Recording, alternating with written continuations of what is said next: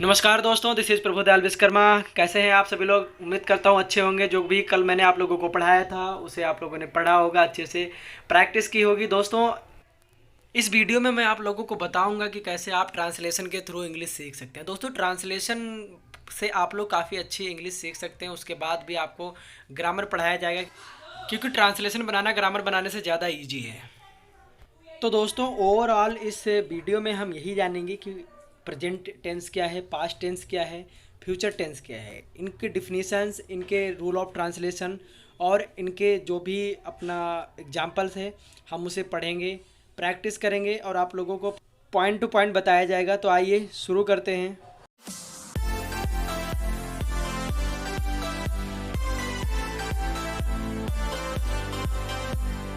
दोस्तों, इंग्लिश सीखने का जो पहला स्टेप होता है वो होता है ट्रांसलेशन बनाना। ट्रांसलेशन सीखना आपके लिए बहुत ज़्यादा हेल्पफुल हो सकता है अगर आप इंग्लिश सीखना चाहते हैं तो, क्योंकि ट्रांसलेशन एक न्यू की तरह होती है इंग्लिश सीखने के लिए।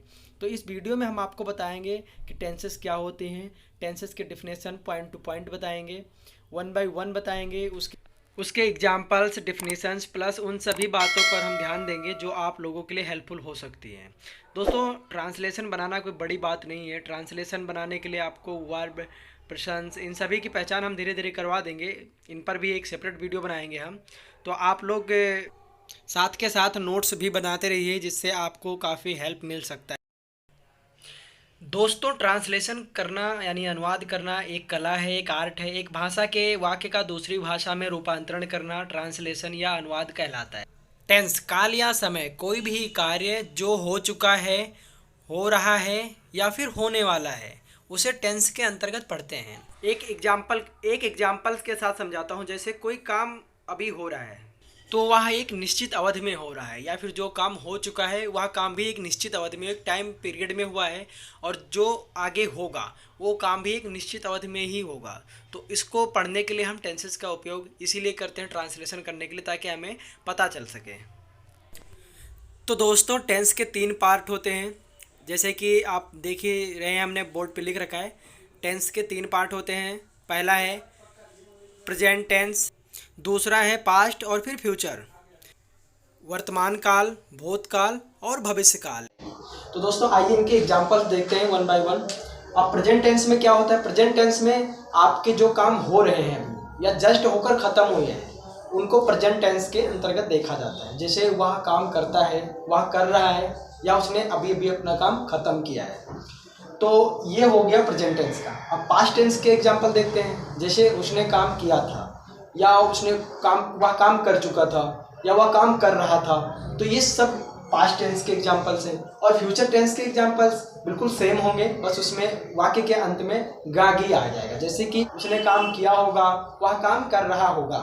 तो ऐसे सारे वन बाय वन एग्जांपल्स और उनके डिफिनीशंस हम देखते हैं। दोस्तों, अभी तक के वीडियो में हमने टेंसेस के पार्ट समझ लिए, उनके डिफिनीशन देखे और उनके एग्जांपल्स देखे। अब हम वन बाय वन करके सभी टेंसेस के सब पार्ट्स को भी समझ लेते हैं।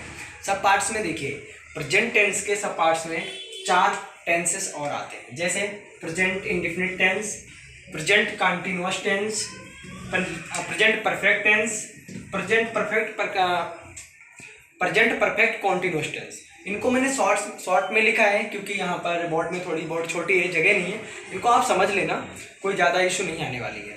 तो दोस्तों, चलिए शुरू करते हैं और जानते हैं कि प्रेजेंट इंडेफिनिट टेंस की क्या पहचान होती है। प्रेजेंट इंडेफिनिट टेंस के जो वाक्य होते हैं हिंदी में, उनके वाक्यों के अंत में जो शब्द आते हैं, वो शब्द आते हैं ता है, ती है, ते हैं, ता हूँ, और भी वेरियस।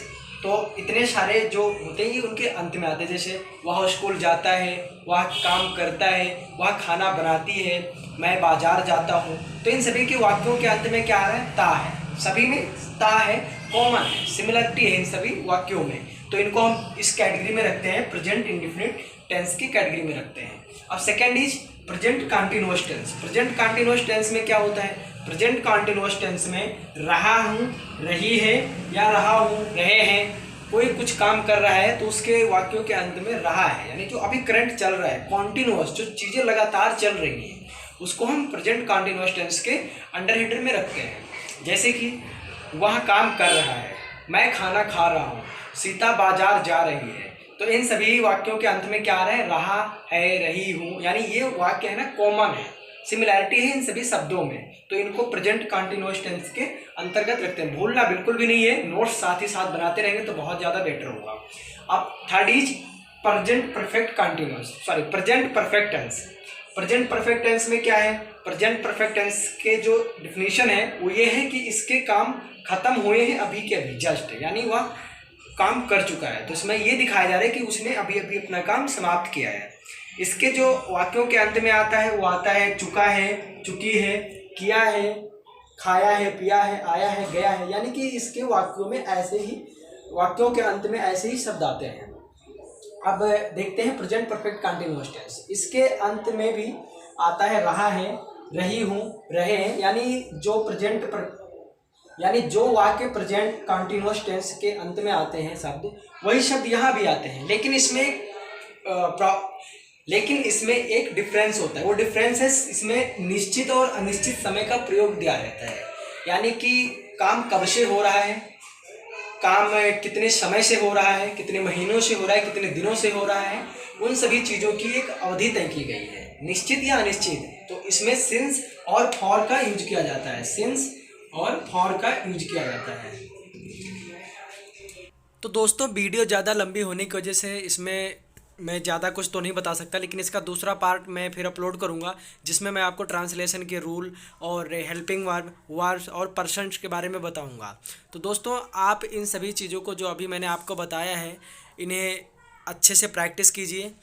इनके ट्रांसलेशन से बनाने के लिए जो प्रैक्टिस सेट होगा वो मैं वीडियो के डिस्क्रिप्शन में लिंक दे दूंगा।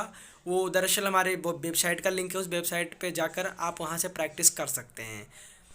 दोस्तों डे बाय डे मैं क्वालिटी इंप्रूवमेंट पे बहुत ध्यान दे रहा हूँ, इसलिए आप वीडियो को पूरा अंत तक देखिए और प्रैक्टिस कीजिए, अपनी इंग्लिश को इम्प्रूव कीजिए। धन्यवाद, थैंक यू सो मच।